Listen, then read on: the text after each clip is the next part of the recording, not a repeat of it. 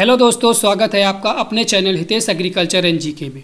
दोस्तों आज हम पढ़ेंगे सस्टेनेबल फार्मिंग एंड एग्रीकल्चर। तो आइए शुरू करते हैं।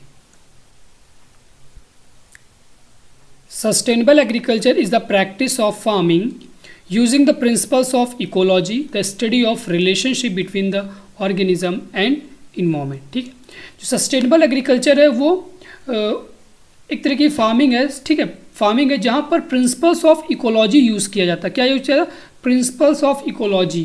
इकोलॉजी का मतलब होता है study of relationship between organism and their environment. ठीक है, इन्वायरमेंट मीन्स वातावरण और ऑर्गेनिज्म के बीच का जो अध्ययन होता है उसे हम इकोलॉजी कहते हैं। This form of agriculture enables to produce healthful food without compromising future generations and ability to do the same. Sustainable agriculture हम लोग को हेल्दी फूड प्रोड्यूस करती है, क्योंकि यहाँ पर जो केमिकल फर्टिलाइजर्स होते हैं वो बिल्कुल यूज़ नहीं किए जाते, या ऑर्गेनिक फर्टिलाइजर्स, बिल्कुल जो ऑर्गेनिक फर्टिलाइजर्स होते हैं वो यूज़ किए जाते हैं। अगर किए भी जाते हैं केमिकल्स तो बहुत कम मात्रा में। आइए अब देखते हैं objective of sustainable agriculture. To satisfy human food and fibre need, मनुष्य के जो भोजन के और फाइबर की जो ज़रूरत है उसको पूरा करना। सेकेंड है to make the most efficient use of non-renewable resource and on-farm resource and integrate where appropriate। जो नॉन रिन्यूएबल रिसोर्स है या जो ऑन फार्म रिसोर्स है उनको अच्छे तरीके यानी कुशल तरीके से यूज़ करना, और जहाँ पर उपयुक्त हों वहाँ पर उनको यूज़ करना और उनको इकट्ठा करना। Sustain the economic viability of farm operations, farm operation की जो आर्थिक व्यवहार्यता है उसको बनाए रखना। To enhance the equality of life for farmers, quality of life for farmers and society as a whole, जो किसान है और जो समाज है उनको जो जीवन की, ठीक है, जो उनकी लाइफ है, क्वालिटी ऑफ लाइफ है, उनमें इंक्रीजमेंट लाना है। नेक्स्ट देखते हैं बेनिफिट्स ऑफ सस्टेनेबल एग्रीकल्चर के बेनिफिट्स कौन कौन से हैं। पहला है इन्वायरमेंट प्रिजर्वेशन। ठीक है, इन्वायरमेंट की सुरक्षा प्रिजर्व करना। Sustainable farming produce crops and raise the animals without relying on toxic chemicals, pesticides, synthetic fertilizers, genetically modified seed or practice that degrade the soil, water and other natural resource। ठीक है, sustainable agriculture में जो हम लोग chemicals use करते हैं, toxic chemical बिल्कुल नहीं यूज़ करते, पेस्टिसाइड का यूज़ भी करते हैं तो बहुत कम मात्रा में करते हैं या बिल्कुल नहीं करते हैं, सिंथेटिक फर्टिलाइजर्स नहीं यूज़ करते, जेनेटिकली मॉडिफाइड सीड है उनका यूज़ नहीं करते हैं, या प्रैक्टिस, ठीक है, नहीं यूज़ करते। और जो ऐसे चीज़ें जो कि सॉइल के लिए या इन्वायरमेंट के लिए या वाटर के लिए हार्मफुल हैं, फॉर एग्जांपल वाटर पोल्यूशन जो कॉज करती हैं, या सॉइल के कंडीशन को डिग्रेड करती हैं, या इन्वायरमेंट पोल्यूट करती हैं, उनको नहीं यूज़ करते हैं, जिससे कि जो हमारा इन्वायरमेंट है वो प्रिजर्व रहता है, एक सेफ कंडीशन में रहता है। नेक्स्ट है protection of public health, public के हेल्थ को प्रोटेक्ट करना। Since sustainable crop farms avoid hazards, pesticides as they are able to grow fruits and vegetables that are safer for consumers, workers and surrounding communities. ठीक है, sustainable agriculture जो harmful pesticides है उनको avoid करता है, उनको नहीं यूज़ करता है, जिससे कि जो फ्रूट्स और वेजिटेबल्स हैं वो एक सुरक्षित होते हैं, सेफ़ होते हैं, और जो कंज्यूमर्स के लिए भी सेफ़ होते हैं, और जो ग्रो करता है वर्कर्स होते हैं उनके लिए भी, या कम्युनिटीज़ के लिए, सबके लिए सेफ़ होते हैं।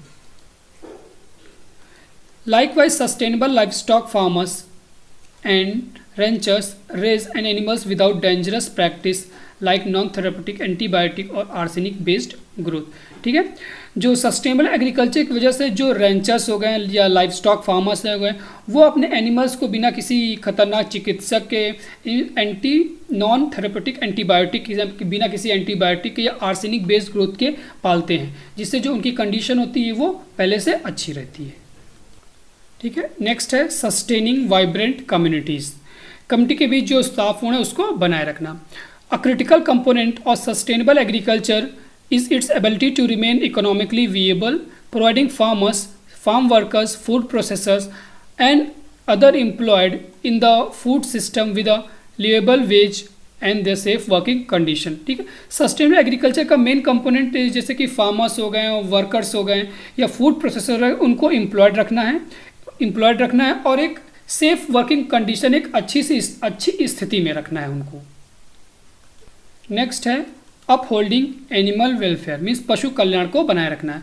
Sustainable farmers and ranchers treat animals with care and respect, implementing livestock husbandry practices that protect the animal health and well-being। ठीक, सस्टेनेबल फार्मर्स हो गए या जो रेंचर्स हो गए, वो अपने एनिमल्स को अच्छे केयर से ट्रीट करते हैं। उन पे जो एनिमल हस्बेंड्री प्रैक्टिसेस होती, जो मेन प्रैक्टिसेस होती हैं एनिमल पर की जाती, उनको प्रैक्टिस करते हैं और अपने एनिमल्स को हेल्दी रखने के लिए, ठीक है, और अपने आप को भी हेल्दी रखने के लिए। आइए अब देखते हैं टेक्निक्स ऑफ सस्टेनेबल फार्मिंग। ठीक है, कौन कौन सी टेक्निक यूज़ की जाती हैं सस्टेनेबल फार्मिंग में। पहला टेक्निक है integrated pest management, IPM।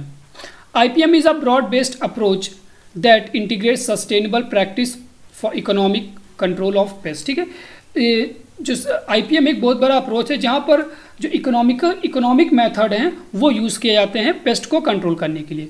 It is a careful consideration of all available pest control techniques and subsequent integration of appropriate measures that discourage the development of pest population and keep pesticide to a level that reduce or minimize the risk to human health and environment।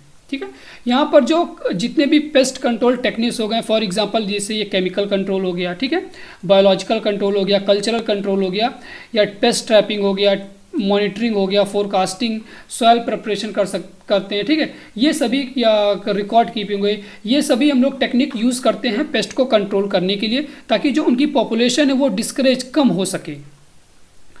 और यहाँ पर कम से कम pesticide use करते हैं ताकि जो human health को या इन्वायरमेंट को जो रिस्क है, ठीक है, जो खतरा है वो कम से कम हो सके या बिल्कुल ना रहे। अब है crop rotation, sustainable practice of growing series of different types of crops in the same area in a sequential season। ठीक है, क्रॉप रोटेशन क्या होता है? Growing of different crop on a same piece of land in different season और year. Crop rotation gives various nutrients to soil. It mitigates the buildup of pathogen and pest that often occurs when one species is continuously cropped and also improve the soil structure and fertility। ठीक है, crop rotation क्या होता है? Soil में nutrients add करता है। It also mitigates and build up pathogen, जो harmful pathogen है उनको भी ख़त्म करता है। क्योंकि यहाँ पर जब क्योंकि अगर एक लगातार हम लोग मोनोक्रॉपिंग करते हैं, एक क्रॉप को लगातार ग्रो करते हैं, जो पेस्ट होते हैं वो उसी पर निर्भर हो जाते हैं। अगर हम डिफरेंट क्रॉप ग्रो करते हैं तो उनको फेवरेबल कंडीशन नहीं मिल पाती है ग्रो करने के लिए पेस्ट को, जिससे उनकी पॉपुलेशन कम हो जाती है। और ये जो क्रॉप रोटेशन है सॉइल स्ट्रक्चर, ठीक है, और सॉइल फर्टिलिटी को भी इम्प्रूव करता है, क्योंकि न्यूट्रिएंट्स भी ऐड होते रहते हैं। फॉर एग्जांपल हम लोग एक साल ऐसी क्रॉप ग्रो करते हैं जो ज़्यादा फर्टिलाइजर यूज़ करती है, एक साल ऐसी क्रॉप ग्रो करते हैं जिसमें कम फर्टिलाइजर यूज़ होता है, तो यहाँ पर बैलेंस हो जाता है nutrients crop. Biotechnology, use of living system और ऑर्गेनिज्म टू डेवलप और मेक यूजफुल प्रोडक्ट। बायोटेक्नोलॉजी में जो लिविंग ऑर्गेनिज्म होते हैं उनको यूज़ किया जाता है डिफरेंट प्रोडक्ट्स बनाने के लिए। Biotechnology can provide appropriate new tools for use in solution of specific problem in sustainable agriculture. Biotechnology हमें नए उपकरण प्रोवाइड करती है डिफरेंट प्रॉब्लम्स को सॉल्व करने के लिए।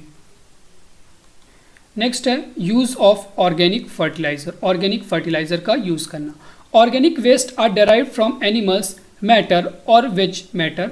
ठीक है, जो ऑर्गेनिक वेस्ट होता है वो animal matter, for example cow dung हो गया उससे, या वेज मैटर हो गया, वेजिटेबल पील्स हो गई या ड्राई लीव्स हो गई, ठीक है, फ्रूट पील्स हो गए, इनसे घर में जो हमारा कूड़ा निकलता है उससे जो बनाया जाता है वो ऑर्गेनिक मैटर होता है। ऑर्गेनिक फर्टिलाइजर बना सकते हैं। The use of organic fertiliser in sustainable garden and farms are quickly gaining popularity. ठीक है, आजकल ये जो सस्टेनेबल एग्रीकल्चर में यूज़ ऑफ ऑर्गेनिक फर्टिलाइज़र ये पॉपुलरिटी गेन कर रहा है, क्योंकि यहाँ पर जो कॉस्ट होती है फर्टिलाइज़र प्रोड्यूस करने की वो बहुत कम हो जाती है, क्योंकि यहाँ पे आसपास हम लोग को सब चीज़ मिल जाता है फर्टिलाइज़र प्रोड्यूस करने के लिए। नेक्स्ट है कंजर्वेशन टिलेज।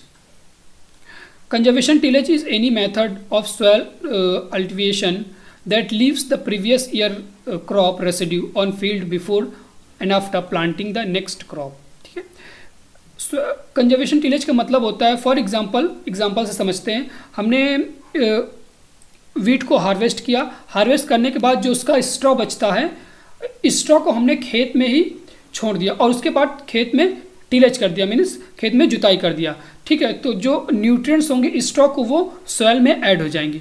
तो हमारी जो इसे कहते हैं कंजर्वेशन टिलेज। इससे जो क्या होगा कि हमारी जो सॉइल की कंडीशन है, सॉइल में जो न्यूट्रिएंट्स हैं वो भी एक्सेस मात्रा में हो जाएंगे, तो हम लोग की सॉइल फर्टाइल हो जाएगी।